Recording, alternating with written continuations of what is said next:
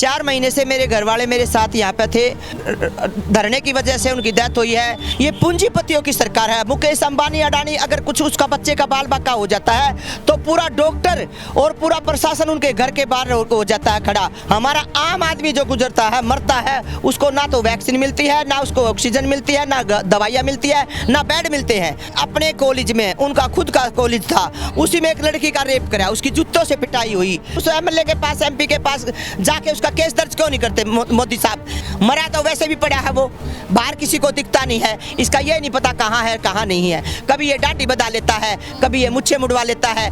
विधवा औरत और किसान की बेटी हूँ, मैं उसको पूछना चाहती हूँ, कहाँ है आपका बेटी बचाओ बेटी पढ़ाओ? क्या हमारा संदूर मिटाने के लिए आपने प्रधानमंत्री की पोस्ट अपनाई थी? क्या हमारी इज्जत लूटने के लिए आपने प्रधानमंत्री की पोस्ट अपनाई थी? इन्होंने तो अपनी ब्यातों को विधवा बना रखा जीते जी, तो हमारी क्या सोच करेगा?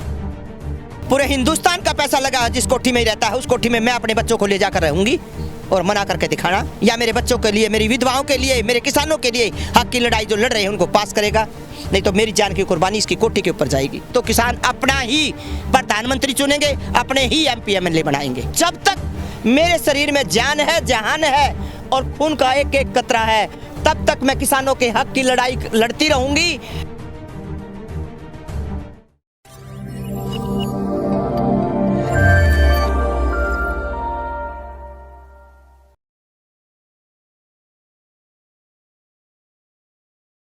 ਦਰਸ਼ਕੋ ਤੁਸੀਂ ਦੇਖ ਰਹੇ ਹੋ ਪੰਜਾਬ ਨਿਊਜ਼ ਤੇ ਮੈਂ ਹਰਜੀਤ ਕੌਰ।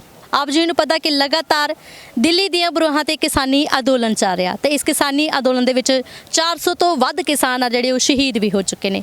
ਚਿੰਤਾ ਕਿਸਾਨੀ ਅੰਦੋਲਨ ਦੀ ਹੈ क्योंकि अज तुसीं देख सकते हर किसान एक चिंता दे विच हैगा कि क्यों किसानी अंदोलन का हल है जिहड़ा ओह छेती कीता नहीं जा रहा। तो साडे नाल एक माता जी देख सकते हो जिहड़े हरियाणा तो ते इन्हां दे आपां पति देव की गल करदे, इन्हां दे हसबैंड इसी किसानी अंदोलन दे विच शहीद हो चुके ने।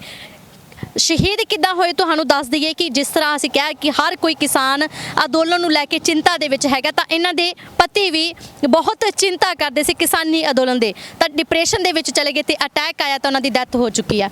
इत्थे शहीद होए किसानी अंदोलन दे विच। साडे नाल भी मैं रमेश आंतिल इन्हां दा नाम हैगा ते सतीश वर्मा जी इन्हां दे हसबैंड सीगे जिन्हां दी इत्थे मौत हो चुकी सी ते हुण आपां कह सकदे कि शहीद इस किसानी अंदोलन दे विच होए, क्योंकि जो भी इस किसानी अंदोलन दे विच अपनी जान गवाउंदा तां उहनूं शहीद दा रतबा जिहड़ा ओह दित्ता जांदा हैगा। असीं स्वागत करदे हां तुहाडा। नमस्कार, सत श्री अकाल जी। कैसे देखते हैं जैसे किसानी आंदोलन के बीच में आपके हस्बैंड की डेथ हुई है, यहाँ पे वो शहीद हुए हैं, लेकिन ऐसे कितने ही किसान हैं जो इस किसानी आंदोलन की वजह से चिंता में है कि हल कैसे होगा इस किसानी आंदोलन का? आपका क्या कहना है? मेरा यही कहना है, देखो हम 400 महिला विधवा हो चुकी, जिसमें अनमैरिड भी थे, कुछ मैरिड थे।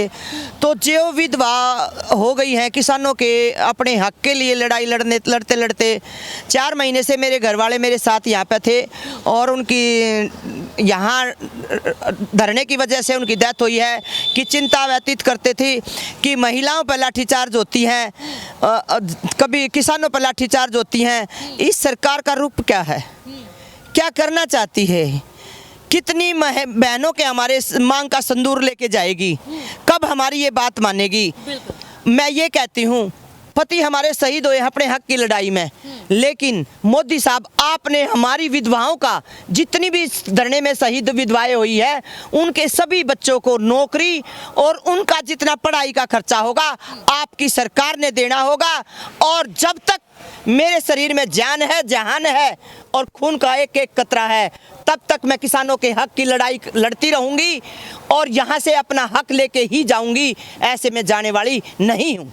जैसे हम देख रहे हैं कि हर कोई चिंतित है इस देश के प्रति कि इस देश में हो क्या रहा है। अगर दिल्ली की बात करते तो वहाँ पे कोई कोरोना से मरा, कोई ऑक्सीजन के बिना मरा, और यहाँ पे किसानी आंदोलन चल रहा है, यहाँ पे भी किसान शहीद हो रहे हैं। देखो, इन बीजेपी सरकार तो पहले भी ऐसे ही थी और अब भी है। ये पूंजीपतियों की सरकार है। मुकेश अंबानी अडानी अगर कुछ उसका बच्चे का बाल बच्चा हो जाता है तो पूरा डॉक्टर और पूरा प्रशासन उनके घर के बाहर हो जाता है खड़ा। ऑक्सीजन उनके पास पहुंच जाती है, वैक्सीन उनके पास पहुंच जाती है, गोलियां उनके पास पहुंच जाती है, बेड की कमियां उनको नहीं होती। और हमारा आदमी, हमारा आम आदमी जो गुजरता है, मरता है, उसको ना तो वैक्सीन मिलती है, ना उसको ऑक्सीजन मिलती है, ना दवाइयाँ मिलती है, ना बेड मिलते हैं।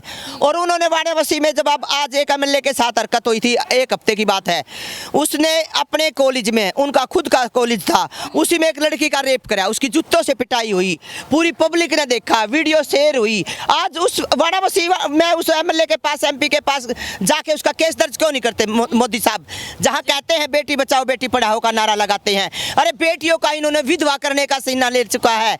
लेकिन हम विधवाएं कमजोर नहीं है, मोदी आपको डटने नहीं देंगे। अगर हमारा काला कानून, अंधा कानून जो तूने लगाया है और एमएसपी बिल हमारा नहीं पास किया, उन्होंने, इनका जाता क्या है? हम सिर्फ कहते हैं भाई जो काले कानून है उनको पास मत करो, उनको रद्द करो और यहाँ लिख दो कि भाई इस रेट से, एमएसपी बिल से अगर कोई रेट में कम खरीदेगा तो उसका जेल का प्रावधान होगा।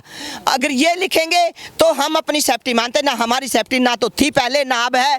और हजारों साल से हमारा किसान अपने हक की लड़ाई लड़ता आ रहा है, लेकिन अब हम रुकने वाले नहीं है। हमारी जान जाए, कुर्बानी कितनी देनी पड़ो, हम देने के लिए तैयार हैं। और मुकेश अंबानी अडानी का अगर इन्होंने जितना भी पैसा खा रखा है, वो एक बारी अपनी जुबान से मोदी साहब किसान के धरने पे आके ये बता दे कि मैं इतना कर्जवान हूँ। मेरा किसान भाई, मेरे मजदूर, मेरे 36 बिरादरी जो इन्होंने बिरादरी बांटने का काम करा है, हम इसका पाई चुकाने के लिए तैयार हैं। लेकिन अपनी ज़बान से ये बता दे कि मैं मुकेश अंबानी अडानी का कर्जवान हूँ, उससे मैं नहीं फसल सकता। वो उनको मरवा देंगे।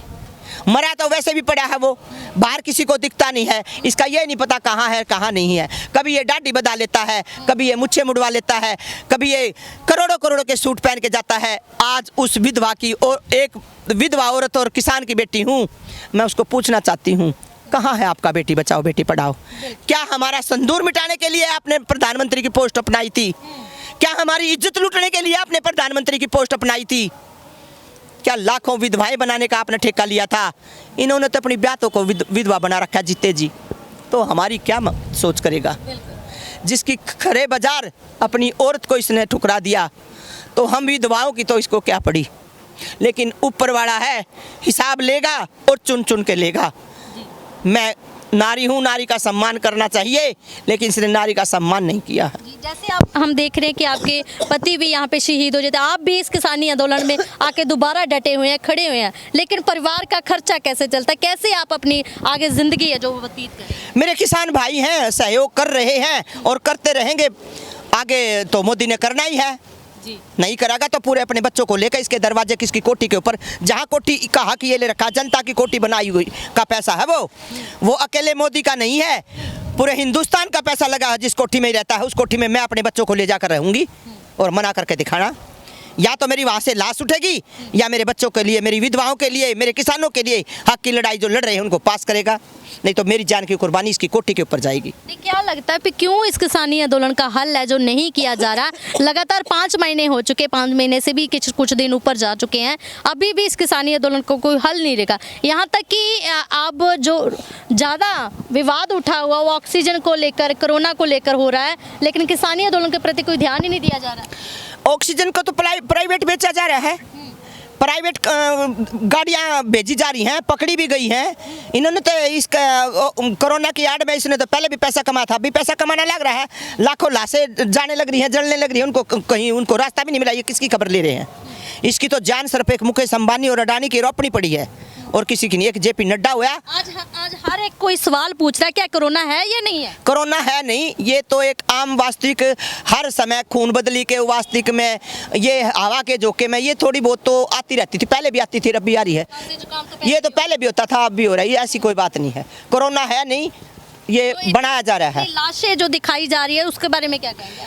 अरे वो लाशें तो इकट्ठी कहाँ से करके कहाँ ही दिखा दे, कहीं की लाशें कहीं दिखा दे। और वो तो पहले भी मरते थे, पहले का मरते नहीं थे, पहले ये गिनती नहीं करते थे, अब ये गिनती करने लग गए। अब ये गिनती करने लगे कि हमने वो कर दिया, ये कर दिया, करने वाला कुछ है नहीं।